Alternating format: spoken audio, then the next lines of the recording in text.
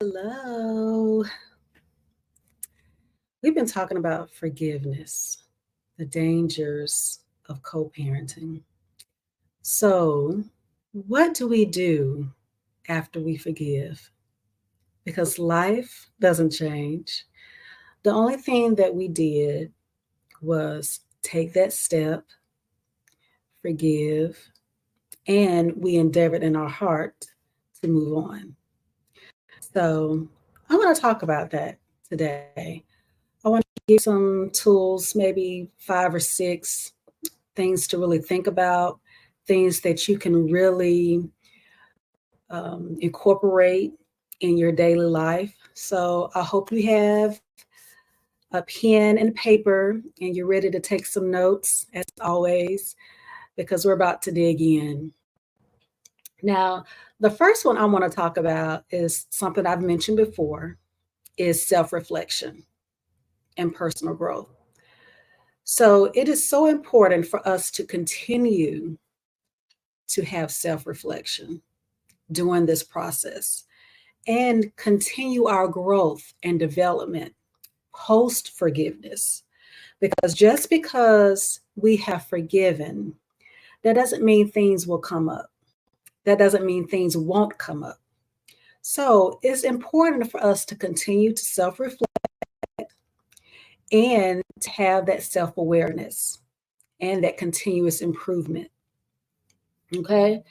Because that will really keep us on track and keep our mind focused on the future, focus on positive things.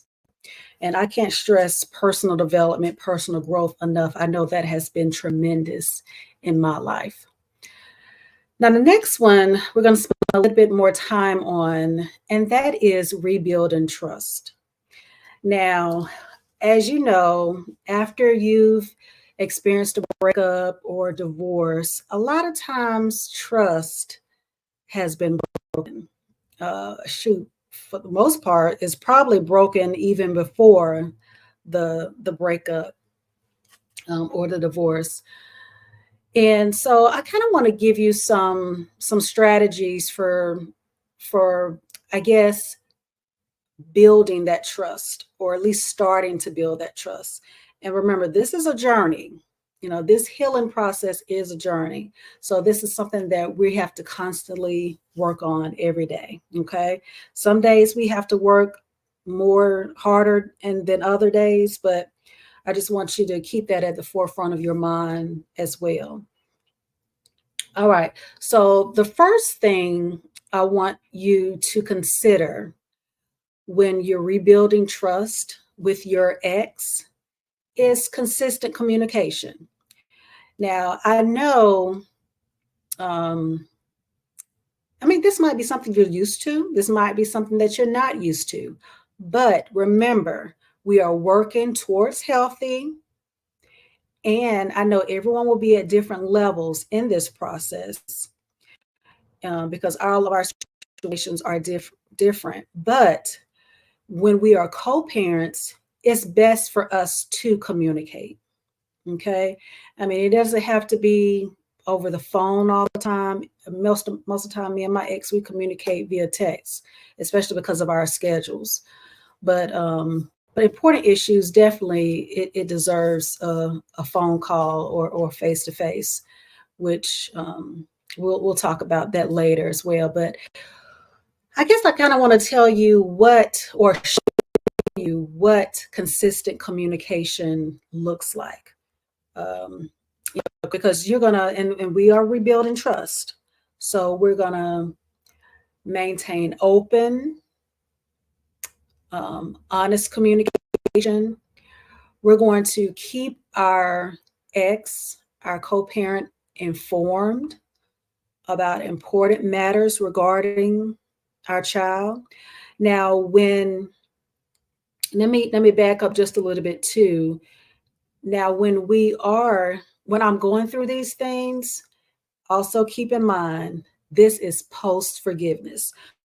So if you have done the work of forgiving, if you have um, released some things, um, some resentment, some bitterness, not being perfect now, but your heart is in a position to move forward, then these steps, these strategies, you're going to be a lot more open to. Uh, I mean, I would say some of them might be a little difficult and uncomfortable. Maybe I should say uncomfortable because it might not be something that you're used to doing.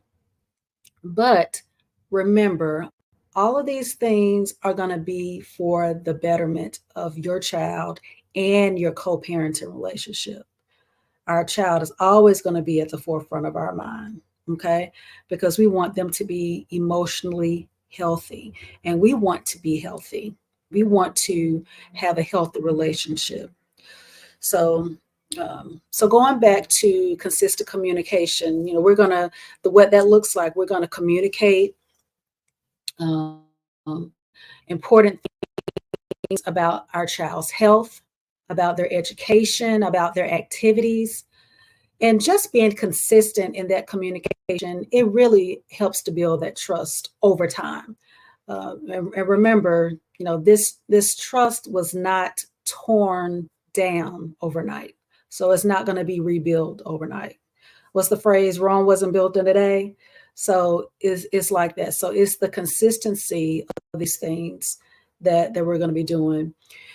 And one thing else in regards to communication, um, if you have not been used to using positive communication, regards to your co-parent, it's something that you have to start focusing on.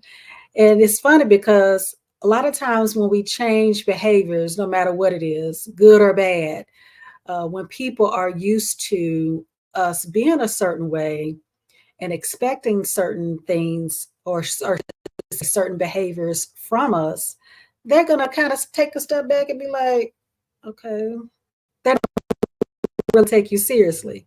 So I cannot emphasize the importance of consistency, okay? Because we're not responsible for their reactions. We're only responsible for what it is that we do and how we're growing and how we're changing and how we're evolving. Because in the end, this is all for us, okay? They can benefit from it, but for in the grand scheme of things, this is for us and this is for our children. Okay.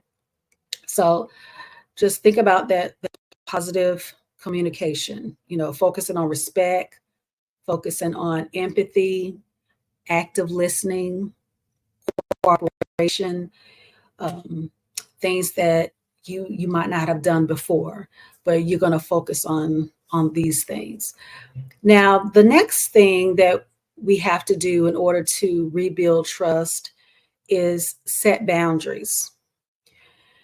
And all these things are going to be intentional things. A lot of times when we have experienced a breakup or a divorce, we have not been intentional in our behaviors in a positive way. So this is a way for us to at least make this relationship, this co-parenting relationship, more healthy than it was, or I should say, more healthy than our marital relationship was. Okay. So when we're setting boundaries, we're going to actually define our expectations and our responsibilities in our relationship. We're going to communicate that. Um, and this is going to include respecting each other's personal space, privacy, and time with the children. And I know this is hard. I've had issues with this in the past. And it's hard, especially in the beginning, to do this. But those boundaries, they provide a sense of security and predictability. And that's essential for rebuilding trust. Okay. Now the next one is also a very important one because we have to follow through with commitments. We have to honor our commitments and anything that we agree on, with our ex. If we say the kids are going to be ready at 6 and you're not even at home at 6, but your ex shows up to pick up the kids, that's not following through on commitments. Or if you have agreed to take them to an event, or take them to an extracurricular activity, practice, or class, or whatever the case may be, and you back out of that or don't show, that's not building trust. That's only um, reinforcing the distrust that you have, or they have in you, or vice versa. Now, remember, we're only going to concentrate on ourselves in this process, because unless I'm talking to both co-parents right now, we're only focusing on ourselves. Okay. And we're focusing on the co-parent that has actually gone through forgiveness and who has worked through letting go and moving forward, and who's working towards healthy. So we're not going to necessarily focus on the other co-parent that might not be doing some of these things. I know it's so easy to think about, well, what if what if they're not doing it? We're not worried about that, because we're working towards healthy, and we're trying to establish peace in our home, and we have forgiven, and we're going to constantly forgive, but then we're also going to hold them accountable as well. Okay. So I kind of felt that when I was thinking about, or talking about the commitments, um, as well. So think about that. We're going to be focusing on ourselves. Okay. All right. So another one is, it might not be easy for everyone, but we're going to apologize when necessary. We have to acknowledge and take responsibility for any mistakes or actions that might have caused harm, or mistrust. And just like I said before, if when we apologize, the person might look at us like, okay, you've never done that before, but it's okay, because this is for us and our kids. And we're going to be offering sincere apologies, because we want to demonstrate our genuine remorse for our past mistakes or our past actions. Okay, because we want to actually show that we want to repair the relationship, and we want to do what's best for our kids, because this is all about our kids. And I can't say this enough either. We are dealing with, when once we forgive, we're all about dealing with the father, the mother. It's not who that person was to us anymore. We're separating it, because we've let all that go. We've forgiven. Okay. We've let our ex go. We've let those expectations of what we coulda, shoulda, would have had with them. So now we're concentrating on our kids, and we're concentrating on being the best parent and co-parent that we can be with the other parent. Um, the next thing I want to talk about in regards to some things that can kind of help us navigate life post forgiveness. We talked about self-reflection and personal growth. I just covered rebuilding trust. And please let me know if any of these are resonating with you, if they kind of hit you. Um, sometimes when we hear things, it's almost like, that's something that I really need to do more of. Um, and yeah, definitely let me know. I would love to hear your comments and what you think about these things. So the next one is letting go of resentment. And when we're letting go of those lingering resentment that that we have towards our partner, we really have to practice forgiveness. Um, and it is a daily thing because they might do things that we just don't like.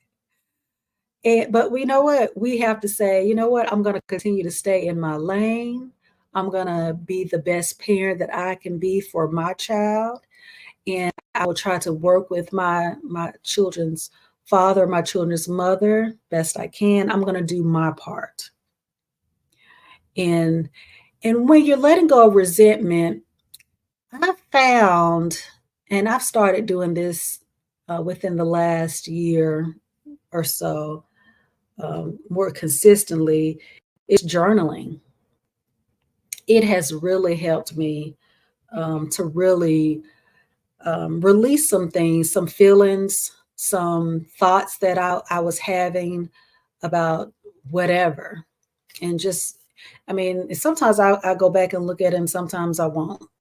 But it's all about, it's something about that releasing that energy onto the paper that really helps. And then it also kind of helps you to process what's going on as well, especially if you're not in a position where you can contact me or contact a therapist if you have a therapist to actually work through some of those unresolved emotions. Um, but I would definitely recommend if it does get too heavy for you, just like I've mentioned before, letting go some things, it because some triggers will come up, and it's important to talk to someone about those things. So, and that kind of moves to the next one that I want to talk about, and that is managing our emotions. And managing our emotions, it can be hard at times, especially when when we do have some triggers, things that remind us of good things or bad things. So I'm going to kind of help with just a few coping mechanisms to help you really manage um, some difficult emotions that might arise during this healing journey. Remember, this is a healing journey. So, mindfulness and meditation. I'm not sure if Let me know if if mindfulness and meditation is something that you've started to do. Even prayer.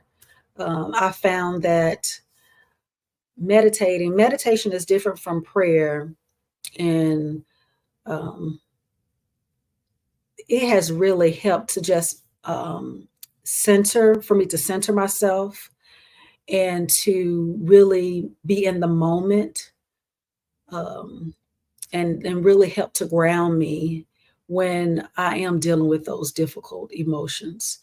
Whether they are, breathing exercises, feeling the sensations in your body, concentrating on where those feelings in your body is coming from, but just definitely being present in the moment. And during that time, you're cultivating awareness of what's going on within you. And it allows you to really reduce um, that emotional reactivity. And I would just really encourage you to try it, try mindfulness and meditation, because it really does help. I mentioned journaling earlier. That's definitely something that has helped me to manage my emotions. Self-compassion is another one that is so essential for us to do. We have to be kind to ourselves.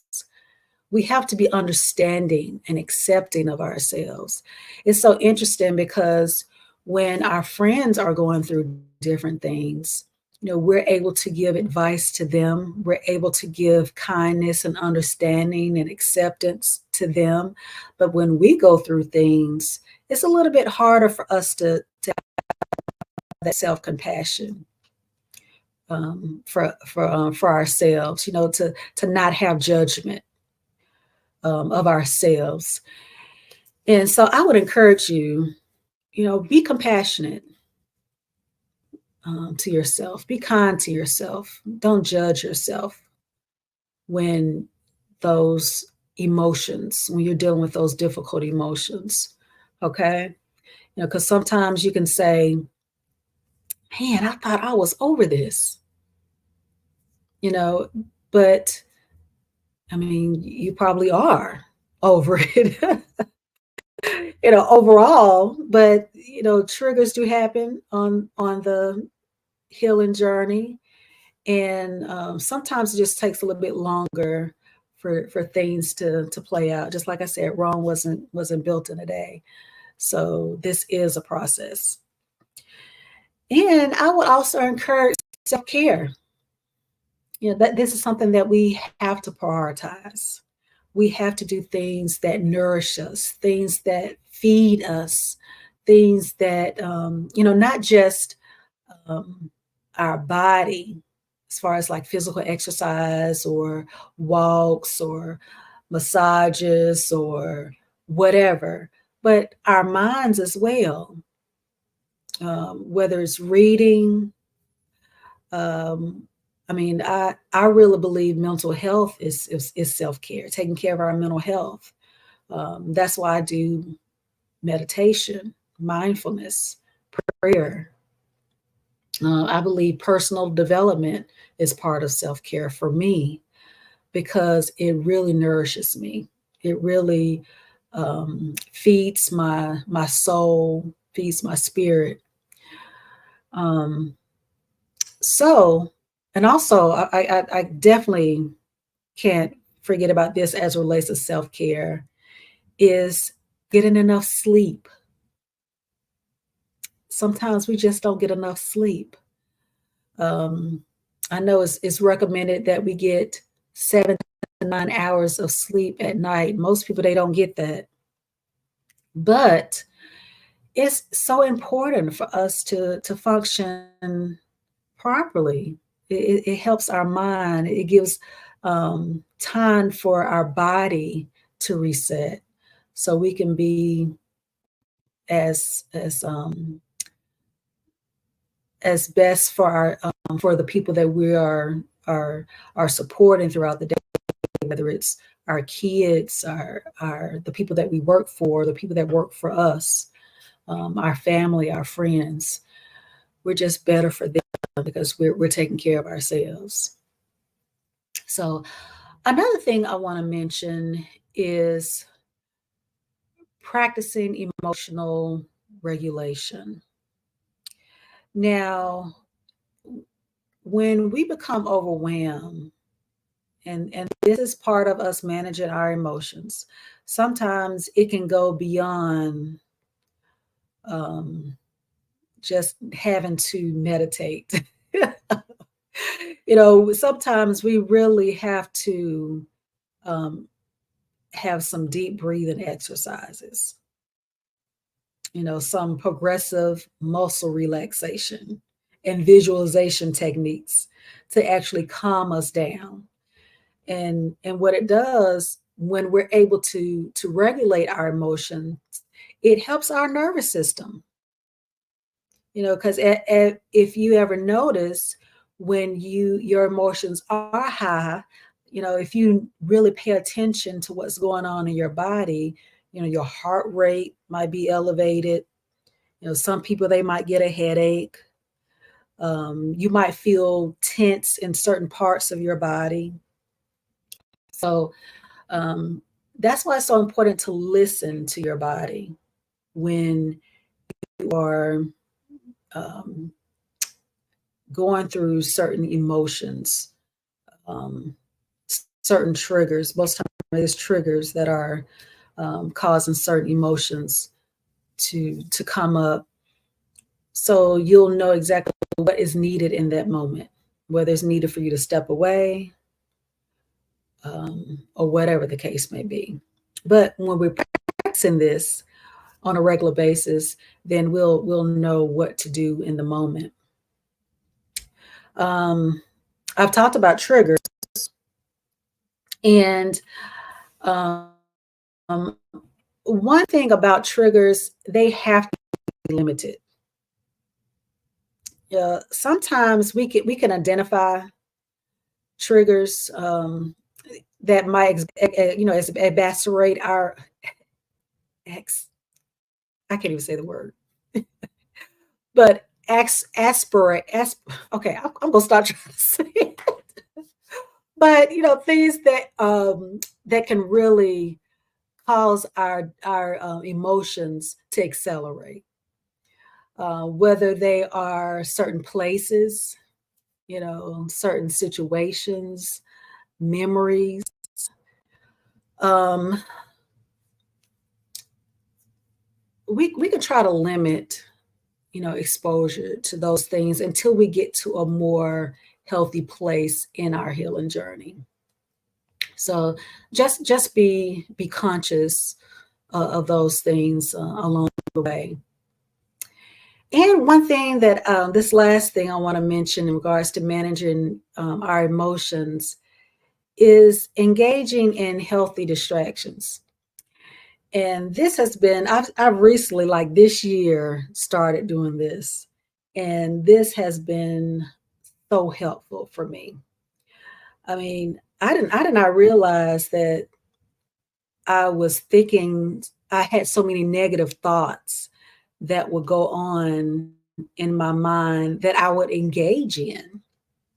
So what I started doing is when I start questioning those negative thoughts more, and I would counteract them with positive and healthy thoughts. That's going to promote relaxation, that's going to promote joy, that's going to promote freedom, peace, creativity, things that will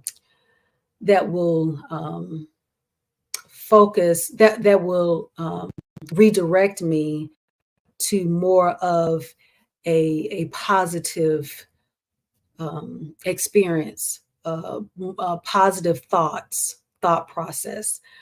Make sure it can be as easy as listening to a song that I really enjoy. I enjoy watching comedies. I started doing that because that definitely helps, um, especially when my boys aren't here. Um, I can't spend time with them, but I will look at a comedy, and it will definitely cheer me up. And just um, pursuing some hobbies or some interests that you have, if you're able to do that in the moment. So please let me know if some of these resonate with you, if you're gonna try any of these things, because I definitely want to know. All right, so we've talked about self-reflection and personal growth, and these are key areas that's going to help us navigate our healing journey post forgiveness. We're going to work on building trust. Talked about the different things that can help us with that. And we talked about letting go of resentment. And we just talked about managing emotions. Now, I have two more. And the next one I want to mention is, you know, somewhat creating a new identity. And this was something that I had to do post divorce because my I felt like my identity was so wrapped up in who I was as a wife, who I was as a mother.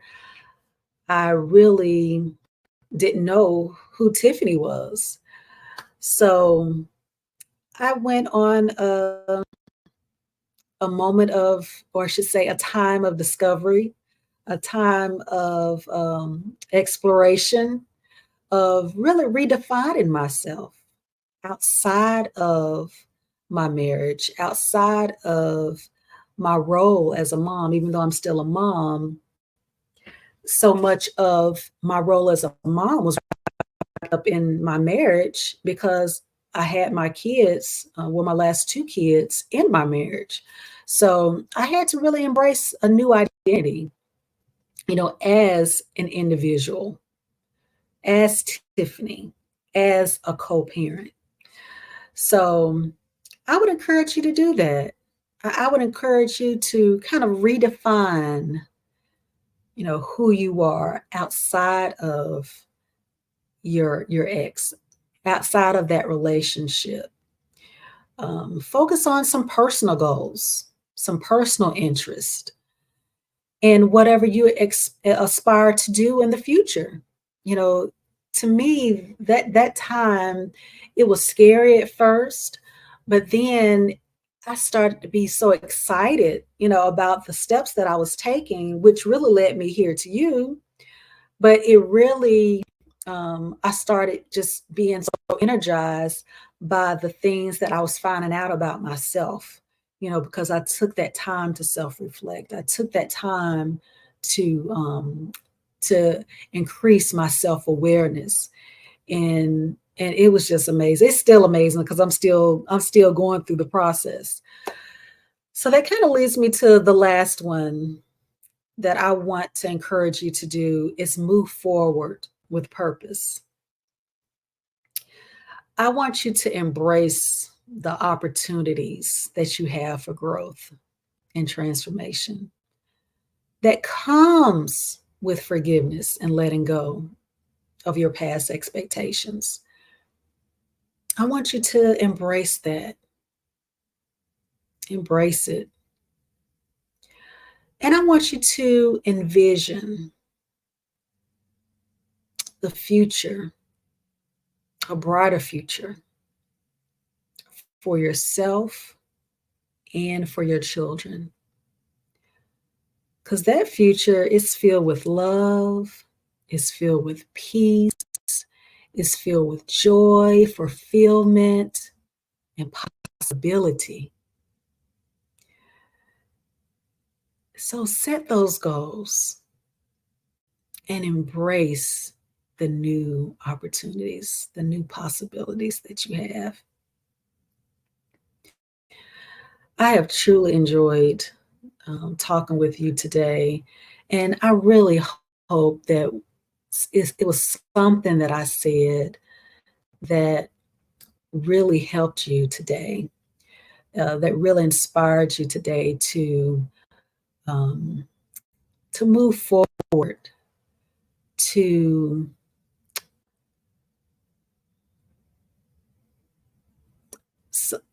I guess I can say something that will make your journey easier or less painful.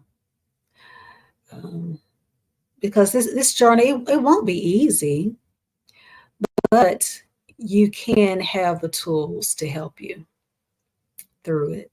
So hopefully I've been able to give you some of those today. And I would love to hear your feedback.